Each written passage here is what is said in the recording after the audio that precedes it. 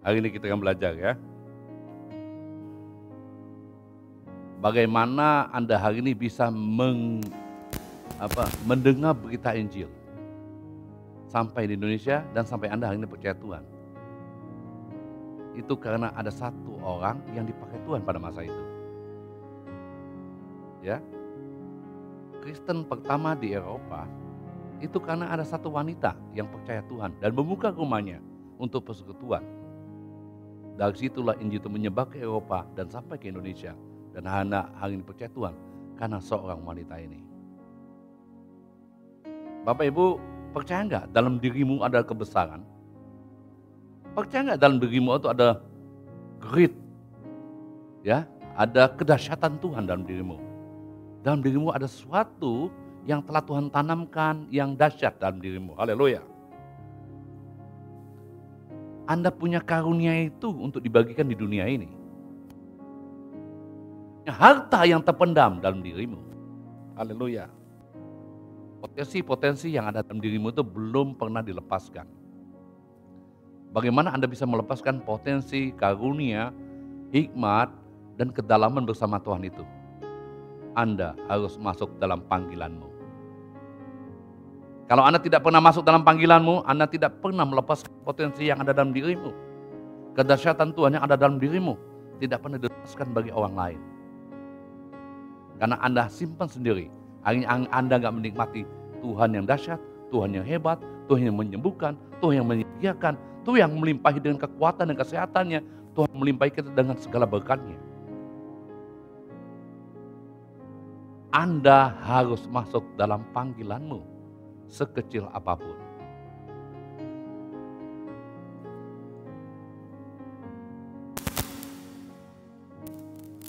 Ke gereja cuma karena melayani, ya Tuhan. Karena saya ada jadwal hari, maka itu saya menyanyi, saya main musik, saya melakukan banyak hal. No.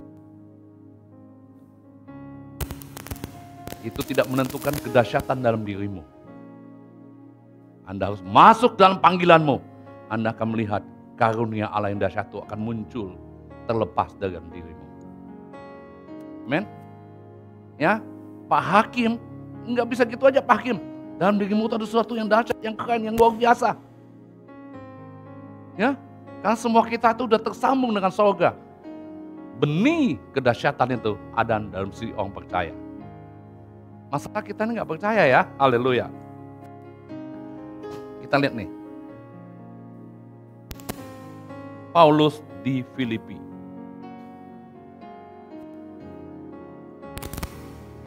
Ada apa itu? Banjir kayak jauh dari kota kita. Banjir ada di Bekasi, di Bogor kan? Puji Tuhan Jakarta Barat nggak kena ya. Saya yakin ada orang yang berdoa di tempat ini. Ya, Pak Kali apalagi ya.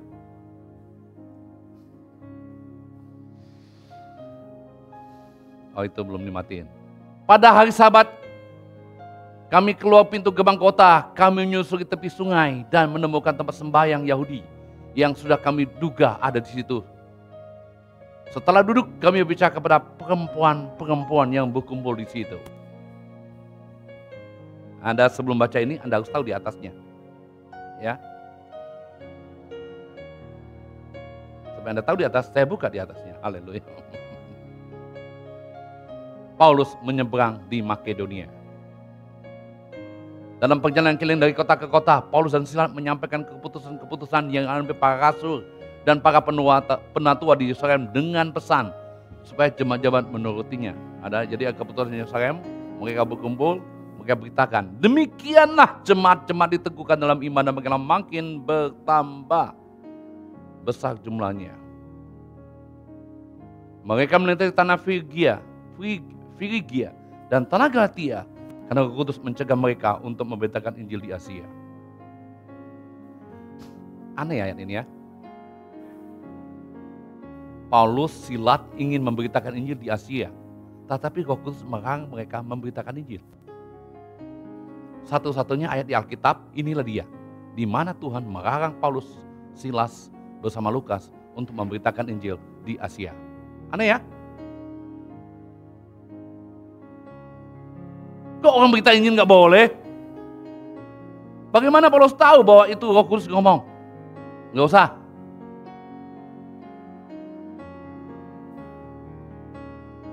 Dan setiba di Misia, mereka mencoba masuk ke daerah Bitinia. Tetapi Roh Kudus yang tidak mengizinkan mereka juga. 2 kali Roh Kudus diizinkan mereka untuk memberitakan Injil di Asia. Setelah melintasi Misia, mereka sampai di Troas. Pada malam hari tampaklah oleh Paulus suatu penglihatan. Ada seorang Makedonia berdiri di situ dan berseru kepadanya, menyeberanglah kembali dan tolonglah kami. Paulus mendapat penglihatan, tiba-tiba ada Makedonia yang ngambil, tolong kami, tolong, selamatkan kami, haleluya. Bapak Ibu, ada yang pernah dapat penglihatan seperti itu?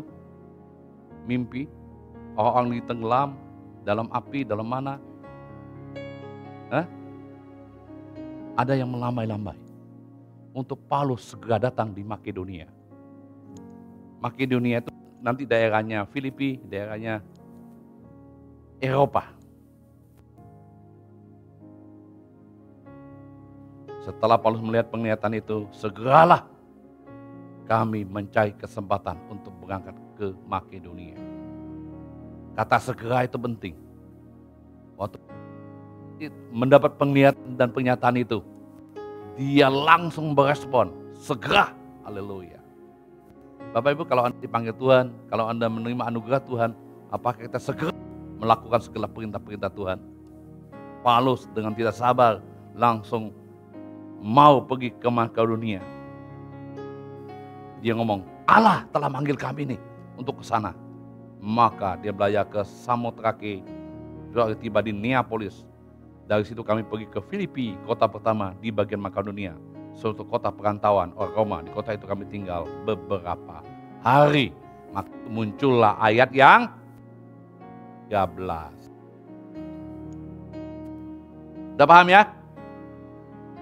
Ada orang melambai-lambai, Paulus mendapat penglihatan, minta tolong. Sementara mereka udah bersepakat untuk memberitakan Injil, gak sabaran di Asia, tapi Roh Kudus melarang mereka 2 kali. Tapi yang Tuhan mau adalah Anda pergi ke Makedonia. Apa yang dilakukan strategi Paulus? Dia menyusuri tepi sungai.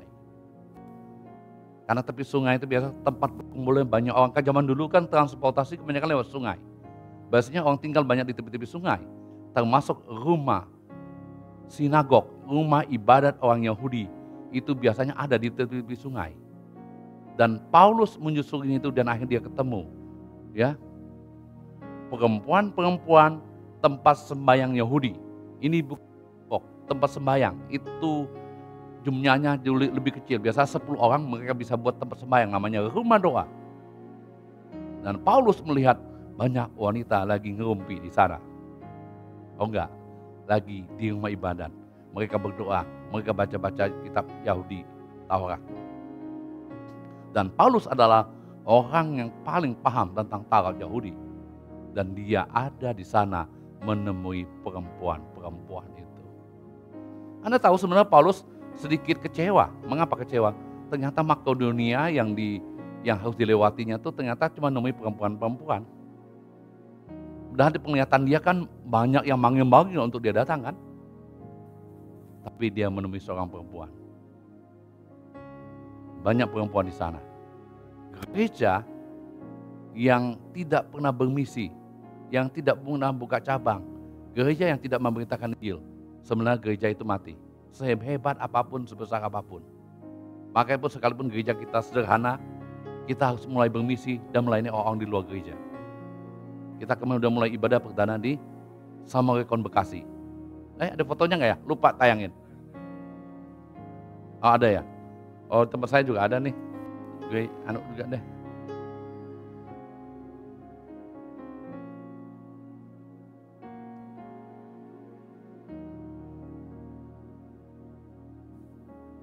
Voice. Nggak ada musik nggak apa-apa lah ya.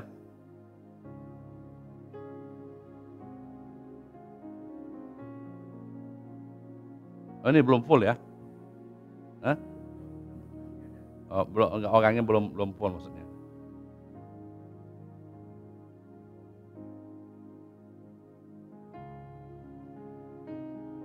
Harus memberitakan Injil. Harus buka misi-misi gereja. Ya? Karena kalau enggak kita cuma seperti air di danau cuma gitu-gitunya muter. Tapi Tuhan mau tetap mengalirkan. Jangan bicara uangnya, lakukan aja apa yang Tuhan mau. Nanti Tuhan menyiapkannya. Amin. Makanya kalau Anda berjalan dengan saya agak sedikit takut ya. Gue kalau Tuhan udah suruh pergi aja. Ya. Kita KKR di Pulau Bangka nggak tahu berapa kali duit kagak ada, pergi aja. Ada juga akhirnya. Ya, KKR di lapangan-lapangan nggak ada duit loh. Orang ada kirim 3 juta, cuma ongkos untuk pergi survei doang, habis itu kagak ada. Saya masih ingat tuh, terakhir kita masih utang uang musik 10 juta apa 15 juta. Ya. Kagak ada lagi duitnya. Utang di musik di sana sewa. Tapi kakak saya hari itu mulai kenal Tuhan dan dipercaya Tuhan. Tadi belum percaya, saya ingat tuh tahun itu. Dia ngomong gini, nanti uang musiknya saya bayarin dulu ya. Dalam hati saya, haleluya. Ya, dibayarin dulu 15 juta oleh dia. Sebenarnya kita memang kagak ada duit. Tapi yang hebat waktu pulang di Jakarta, nggak tahu dari mana ada orang kirim 15 juta. Itu hanya sederhana. Seorang dari perempuan-perempuan itu yang bernama Lydia turut mendengarkan. Ia seorang penjual kain ungu dari kota Tiatira yang beribadah kepada Allah. Tuhan membuka hatinya sehingga ia perhatikan apa yang dikatakan oleh Paulus.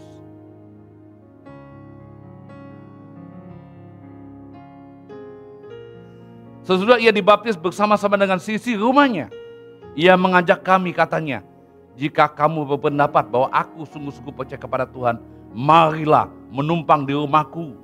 Ia mendesak kami, mendesak sampai kami menerimanya.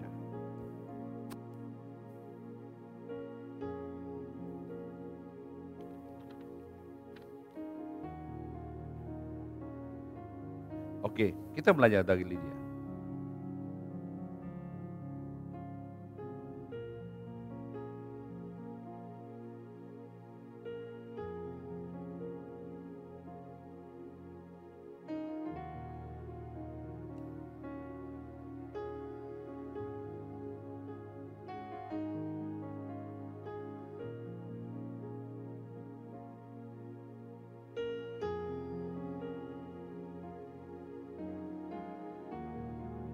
Bisa ambil mic, bantu saya baca, haleluya.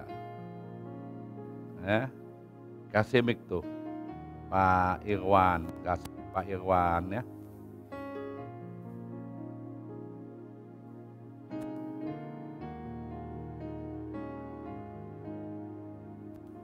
Ayat 14 kita baca ya.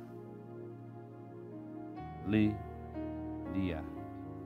Lydia ini artinya kerja keras. Boleh dinamain anak kita Lydia. Kerja keras.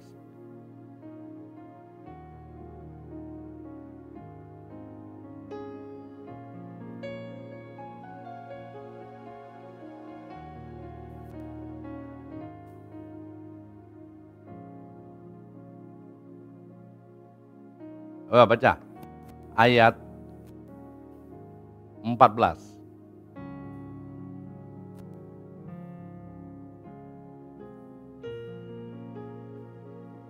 Kisah Rasul 16 ayat 14.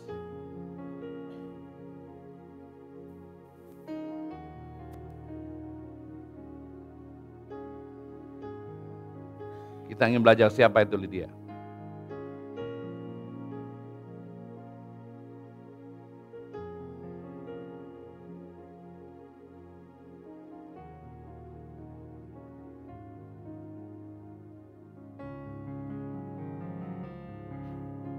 Belum bunyi?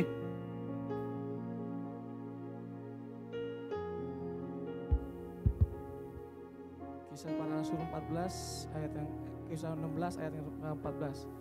Seorang dari perempuan-perempuan itu yang bernama Lydia turut mendengarkan. Pelan-pelan ya. Terus? Ia seorang penjual kain ungu dari kota Tiatira.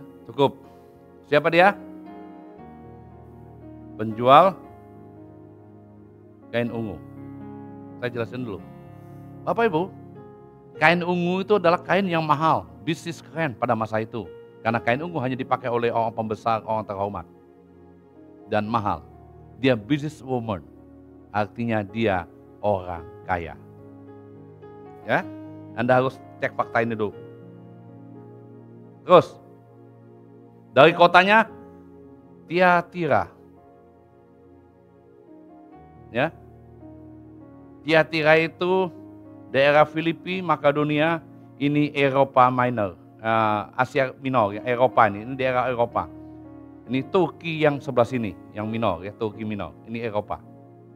Terus, yang beribadah kepada Allah. Beribadah kepada Allah.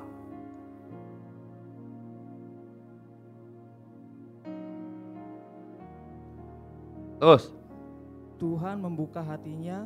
Nah, hatinya terbuka.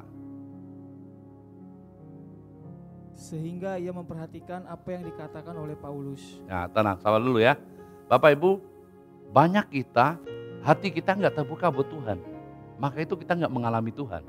Tapi Lydia adalah orang yang beribadah kepada Allah. Sekalipun Allah yang dia dengar itu Allah tentang Allah Israel. Dia belum mengerti tentang Kristus. Tapi Tuhan telah membuka hatinya. Jadi waktu Paulus memberitakan Injil, hatinya terbuka, hatinya berkobar-kobar. Sehingga dia menerima Yesus sebagai Tuhan dan Juru Selamatnya. Habis itu dia ngomong apa tuh? Sehingga ia memperhatikan apa yang dikatakan oleh Jadi, Paulus. Dia serius dengar Paulus, mendengar, memperhatikan. Terus? Sesudah ia dibaptis bersama-sama dengan seisi rumahnya. Jadi bukan hanya dia mendengar berita Injil, tapi waktu dia percaya, dia menyerahkan dirinya dibaptis. Bukan hanya dia dibaptis, tapi seluruh keluarganya. Keren kan?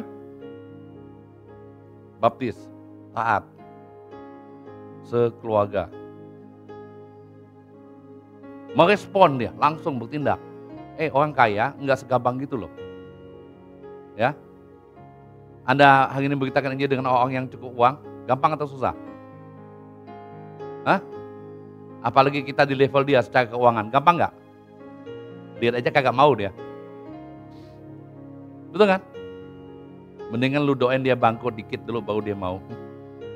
Ya, udah bangkrut ngomong, Pak gimana Pak tentang Yesus kemarin? Nah, kalau dia lagi hebat ya. Siapa dia bilang Irwan, aduh. Ya, terus Irwan. Ia mengajak kami katanya, jika kamu berpendapat bahwa aku sungguh-sungguh percaya kepada Tuhan, marilah menumpang di rumahku. Ya, artinya dia nih ramah, murah hati, memberi tumpangan kan, menyediakan rumahnya untuk pelayanan. Jadi Bapak Ibu, Paulus, Silas dan Lukas, rumah Lydia dipakai sebagai base camp untuk pelayanan mereka. Gampang loh orang mau menyiapkan rumahnya untuk pelayanan. Siapa yang di sini bersiap rumahnya untuk diberikan untuk komsel? Angkat tangan. Untuk Holy. Wush. Yang angkat tangan dicatat ya. Haleluya. Ayo angkat tangan siapa yang bersedia? Koasun udah sedia ya. Udah mulai. Pak Karli sedia. Pak Hakim sedia ya. Nah, udah mulai ya. Haleluya. Nanti doa. Siapa lagi yang mau rumahnya dipakai buat komsel? Enggak segampang gitu. Pantas kita nggak mengalami anugerah Tuhan yang berlimpah. Kalau orang telah menyediakan hati sepenuhnya, semua yang dia punya itu memang punya Tuhan, termasuk rumahnya. Untuk dipakai untuk memuliakan Tuhan. Dia sampai maksa-maksa, kuy-kuy loh. Paulus, tolong di rumah saya aja nginepnya, bikin persekutuan. Dari rumah yang kecil dan sederhana itu, Injil menyebar sampai kita hari ini. Kamu biasa loh.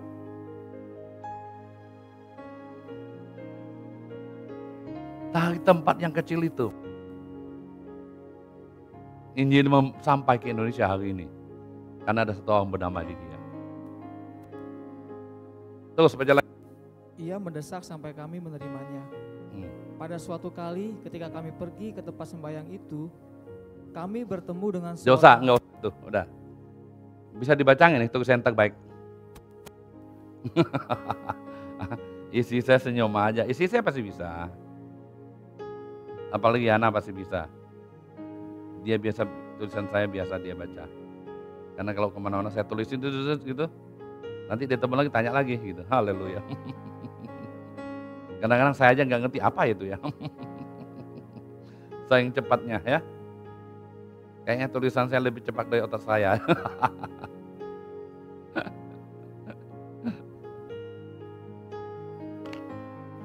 Diawali dengan perempuan yang bernama Lydia, dengan Paulus, Silas, dan Lukas yang di kota Filipi.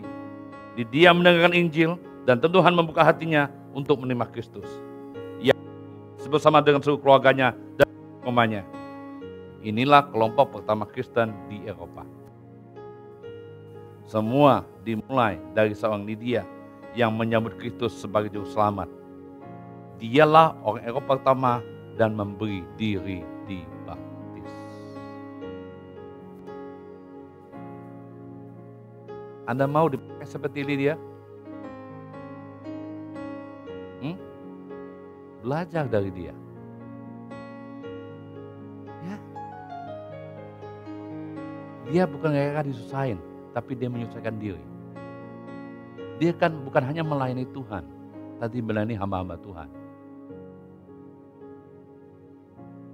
Kita kalau ada orang asing di rumah gak gampang loh ya.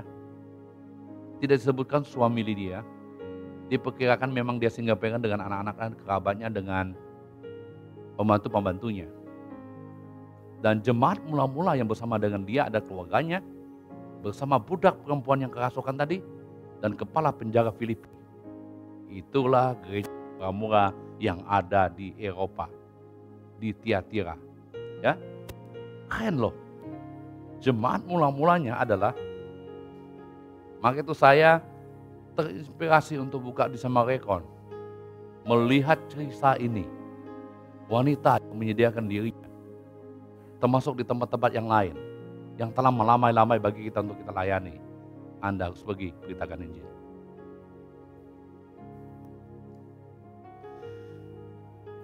Pada suatu kali ketika kami ke tempat pergi sembahyang, kami bertemu dengan seorang perempuan yang mempunyai roh tenung.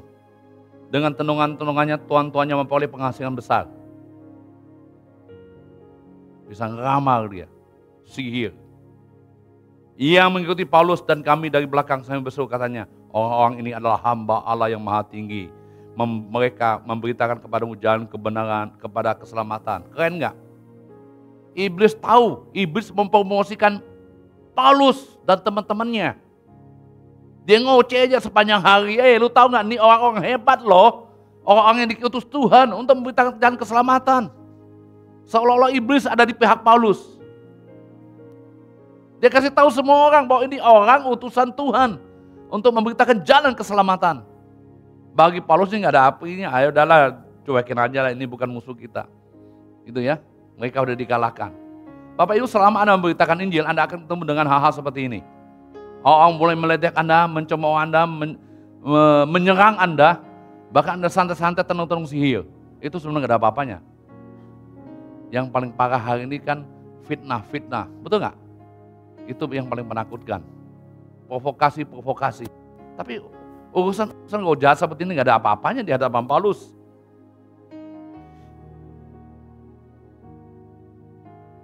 Hal itu dilakukan beberapa hari lamanya. Tetapi ketika Paulus tidak tahan lagi akan gangguan itu, ia berpaling dan berkata kepada kau itu, demi Yesus Kristus, aku menyuruh engkau keluar dari perempuan ini. Seketika itu juga keluar kau itu. Haleluya.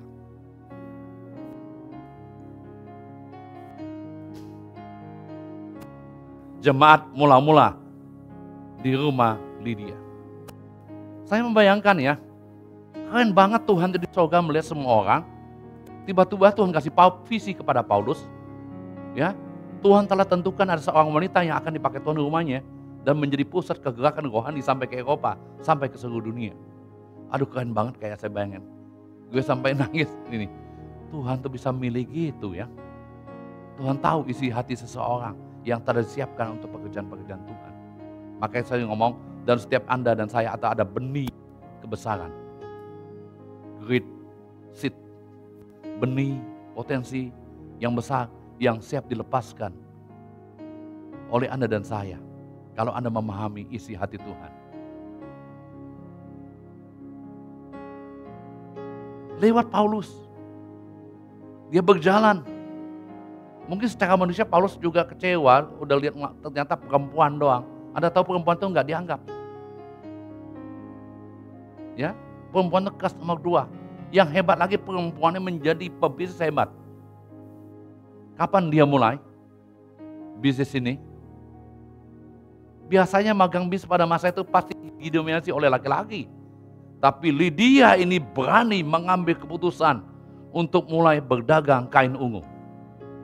Kain ungu itu cara pembuatannya berat loh. Harus ada kerang tertentu yang bisa dicelup, yang berapa banyak bisa menghasilkan kain ungu. Itu mahal. Dan Lydia itu ya mulai berani berbisnis pada masa itu. Dia punya keberanian untuk memulai, sekalipun kebanyakan bisnis pada masa itu dilakukan oleh laki-laki. Hari ini Anda harus memulai melakukan bisnis, sekalipun mungkin Anda kayaknya nggak punya potensi, nggak punya sesuatu, tapi saya yakin Tuhan telah tahu sesuatu dalam dirimu. Mungkin kelihatan itu sederhana dan kecil. Apa yang kecil itu dimulai akan menjadi besar. Anda cek, semua orang hebat hari ini bukan siapa-siapa. Bukan siapa-siapa. Tapi dia berani memulai dari sesuatu yang kecil itu. Dan akhirnya menjadi besar. Alibaba, siapa Alibaba ya? Pemiliknya itu siapa? Jack Ma. Jack Ma bukan siapa-siapa. Ya, dari ukuran tubuh apapun enggak meyakinkan. Dia belajar bahasa Inggris berkali-kali, ditolak berkali-kali. Tapi dia mulai sesuatu yang kecil. Anda cek semua. Ya, gudang garam. Apalagi jarum. Hartono, orang terkaya di Indonesia. Mulai dari sesuatu yang kecil. Pabrik rokoknya beberapa kali terbakar, dia tetap bangkit. Menjadi orang nomor 1 terkaya di Indonesia. Anda harus berani memulai hari ini bisnis, usaha, dan pekerjaanmu. Sekalipun itu kelihatannya kecil. Tapi kecil bersama dengan Tuhan yang besar. Itu dia tetap besar dan eksis. Dia berani lakukan itu Lydia. Pada masa itu mungkin lazim wanita berbisnis. Tetapi dia tetap lakukan.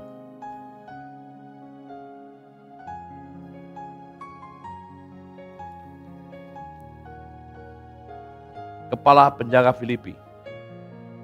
Ini ada lagi nih kepala penjara. Mereka dihasut, Paulus Silas ditangkap. Karena yang wanita tadi yang tenung kan ada tuannya tuh. Ternyata dipergunakan orang dihasut, dia masuk penjara. Di dalam penjara mereka nyanyi gempa. Kepala penjaranya ketakutan mau bunuh diri. Hei, jangan bunuh diri. Kami masih ada di sini. Wah, kata Paulus Silas gitu kan. Dia mau gini kali. Tunggu. Ini kami. Gelap kan? Nah, gak usah bunuh diri. Percayalah kepada Allah. Kamu dan si suami mau diselamatkan. Budak perempuan tadi yang punya roh tenung dan kepala penjara Filipi bersama keluarganya adalah jemaat mula yang ada di rumah Lydia.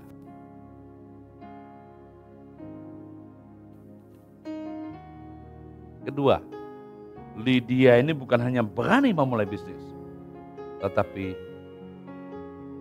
dia berani untuk belajar. Anda tahu ya, Tiatira ke Filipi itu cukup jauh. Dia pergi melintasi tempat-tempat tertentu untuk apa? Untuk belajar budaya. Untuk riset pasar. Untuk ngecek permintaan lokal. Dia membangun jaringan bisnisnya. Apa? Dia tahu di banyak orang. Di mana itu? Di rumah sembahyang orang Yahudi. Saya pikir luar biasa nih wanita. Tiatira ke Filipi. Dia ingin pelajari satu budaya ini. Dia ingin belajar tentang riset pasar. permintaan lokal, dan untuk membangun jaringan bisnisnya, dia ada di rumah sembahyang orang Yahudi. Karena dia tahu di sana banyak orang yang ngumpul. Bagaimana dengan kita? Berhasilnya seseorang dalam pekerjaan bisnis itu sebenarnya bukan karena dia pandai, dia hebat. Tetapi itu bicara hubungan. Anda punya teman, connect dengan banyak orang? Saya ngomong berkali-kali. Kalau Anda kenal saya, sebenarnya Anda punya potensi kenal dengan orang yang saya kenal. Minimal 6 orang ke atas dan 6 orang ke bawah. Saya juga potensi kenal dengan Metaya, nih saya kenal Metaya. Saya punya potensi kenal dengan orang yang Metaya kenal. 6 orang ke atas dia atau 6 orang ke bawah dia. Coba cek. Kalau itu cuma connect gitu. Bayangin gue kenal dengan gini banyak orang kan. Wow, berapa banyak? 6 dari Pak, 12 dari Pak Hakim, 12 dari Hendri, dari Irwan. Saya potensi kenal. Ya dong, nanti ini saya jalan nih, kelompok kemarin ya kita ke hotel kan, pada kenal kan Met ya? Teman-teman saya dari Lampung, dari Palembang, dari Bangka, dari Jember, dari mana lagi tuh? Malang, dari Surabaya, dari kota-kota lain. Teman-teman yang dulu lama gitu ya, teman-teman akrab. Mereka bisa kenal. Kenapa? Karena saya kan di satu hotel yang sama. Kekristenan itu bicara hubungan. Kalau Anda ingin memenangin orang, nggak mungkin hari ini. Bro, mau percaya Tuhan nggak? Kalau nggak lu masuk neraka loh. Siap-siap lu dilempari batu. Betul kan? Ngomong dulu, cerita dulu, berapa kali ketemu. Dia tahu gaya ngomong kita ini gini. Lu orang Kristen ya? Iya, haleluya. Atau sebaliknya, lu preman ya? Dia ngomong preman gitu. Atau dia lupa, dia kayaknya. Hati-hati dia datang, kita harus umpetin. Hati-hati nih, ya. Dia playing victim. Harus punya jaringan. Saya ketemu orang juga gitu. Saya ngomong tuh belanja aja di situ terus. Belanja terus ngomong. Dia bingung lihat orang asing. Pertama dia cuek kan. Dia itu 2-3 kali kita ngomong. Engkau dari mana ya? Engkau siapa ya di kota ini? Haleluya. Ayo ngomong. Saya pendeta. Haleluya. Langsung diam. Jangan ngomong pendeta dulu ya. Dia langsung kaget. Biar Tuhan kasih hikmat kepada kita ngomongnya gimana gitu. Ya. Jangan langsung ngomong, dia langsung ngeblok biasanya gitu.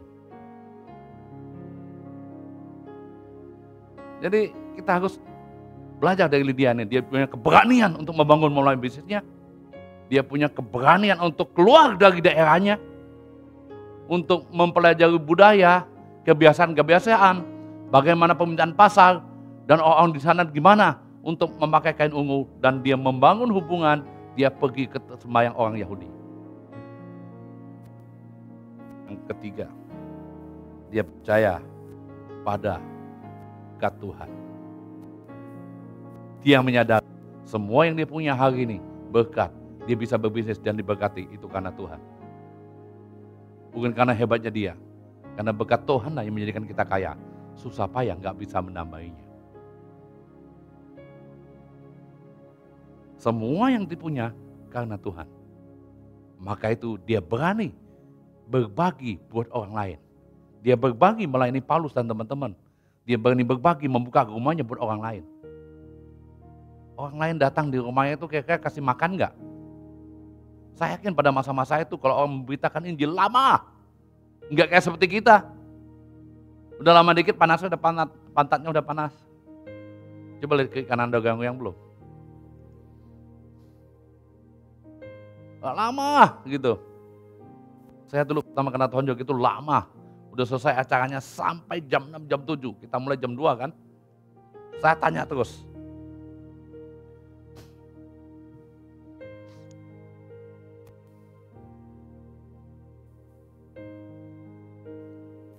Mungkin hari ini Anda punya mimpi-mimpi. Mimpi-mimpi kita tinggal mimpi, gugur di tengah jalan. Mimpi-mimpi kita hancur. Angan-angan kita hancur. Dulu mungkin sebelum menikah Anda punya mimpi kan? Betul gak? Wah, kalau saya kawin dengan dia, saya akan serius dengan Tuhan. Saya akan terus ibadah dan melayani. Saya siap diutus dimanapun. Saya berharap juga istri saya tidak secerewet sekarang. Saya berharap juga suami saya enggak perutnya segede gitu. Anda punya mimpi kan? Udah berapa persen tergenapi mimpi itu?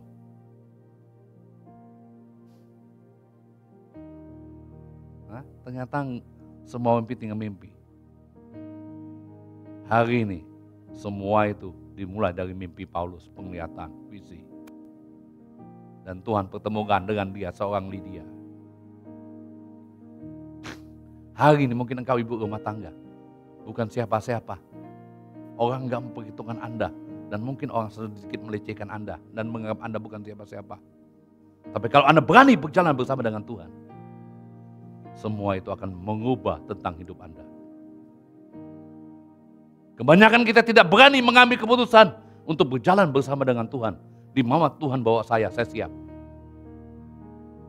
Ini enggak, anak saya gimana, suami saya gimana, ini saya gimana, sekolahnya gimana. Tuhan bilang, gue enggak bisa mana-mana juga. Tuhan ini aku, haleluya.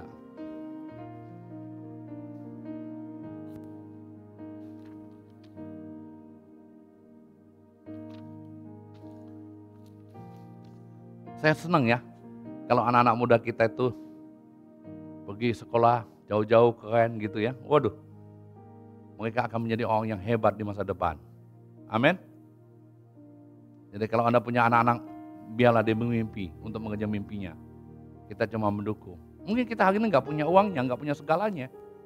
Tapi hari ini orang bisa menggapai semua itu karena anak kita punya potensi yang pintar di dalamnya. Amin. Ada potensi Allah. Izinkan dia berjuang di mana-mana karena dia milik Kristus. Haleluya, bukan milik kita. Saya kasih tahu anak Anda itu bukan milik Anda. Milik Tuhan. Jadi kalau Anda mengerti ini, Anda tidak perlu khawatir banyak hal tentang anakmu. Satu kali seorang suami disuruh memilih. Tuliskan 7 nama yang paling Anda kasihi. Siapa mau dicontoh?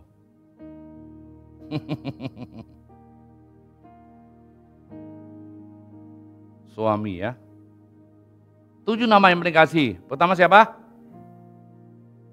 Orang tua. Betul nggak? Siapa yang nggak cinta orang tuanya angkat tangan? Kalau nggak cinta pulang aja. Yang kedua siapa? Anak. Betul nggak? Yang ketiga istri. Yang keempat siapa? Adik. Kakak. Kalau ada. Berapa nih udah? Tuh 2, 3, 4, 5. Yo ini bisa dibagi. Ayah, ibu, anak gitu ya. Adik, kakak, siapa lagi? Papa mertua ya. Mama mertua. Kalau Anda disuruh milih sebagai suami nih, hilangkan 2 orang dari hidup Anda. Dari 7 ini. Siapa yang Anda coret dulu? Hah? Istri dicoret dulu. Waduh, Pak Henry ini bisa pulang nih Bu Lili. Hah?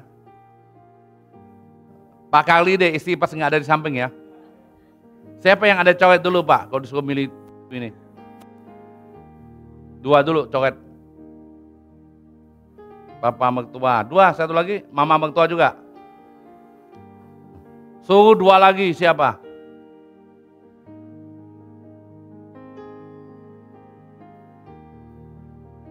Hah? Kakak. Apa lagi? 2.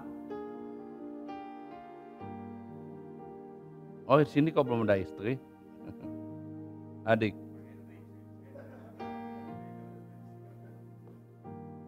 Ada 4 nih, anak, ibu, ayah, istri. 2 lagi, Pak. Siapa lagi dihilangin?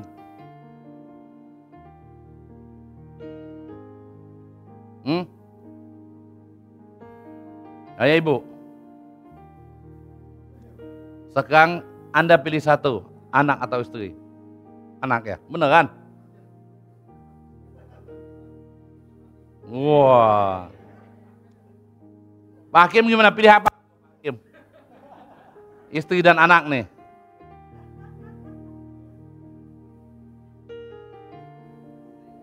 Istri? Ya Tuhan.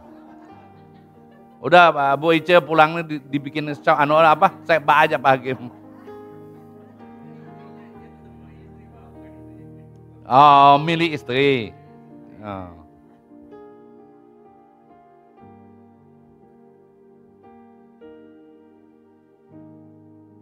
Karena akhirnya kan kita tetap memilih istri kan daripada anak segala hal kan. Istri pilih siapa sih istri kalau istri? Oh nanti ibadah kedua kita suruh aja ya. Istri kebalikan.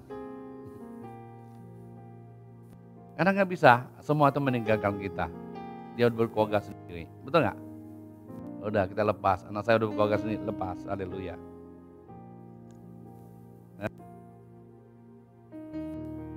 Dimulai dari sebuah visi. Gereja di Eropa, sampai kita mendengar berita Injil.